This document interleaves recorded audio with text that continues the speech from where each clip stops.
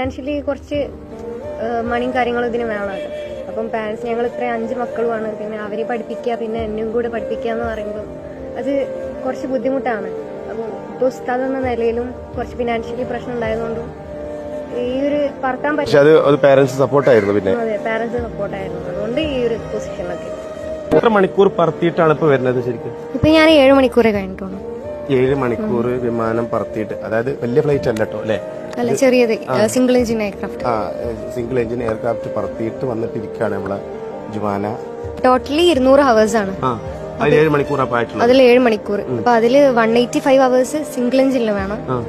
Single engine ബാക്കി 20 മണിക്കൂർ ബാക്കി 15 മണിക്കൂർ ബാക്കി ഡബിൾ എഞ്ചിൻ ആയിട്ടുള്ള. ഉമ്മച്ചി പറഞ്ഞതാണ് ഗായികയാണെന്നൊക്കെ. സ്കൂളിലൊക്കെ പാടിയിട്ടുണ്ട്. ചെറിയ ചാനലുണ്ട് തോന്നുന്നല്ലേ?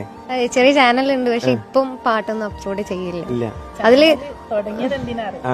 പൈലറ്റ് ആവാൻ വേണ്ടി. അതാണ് അവള് പറഞ്ഞേ, എന്റെ ഉപ്പച്ചി ഉസ്താദല്ലേ, പിന്നെ പൈലറ്റ് ആക്കാന് ഉപ്പച്ചിക്ക് കഴിയൂല.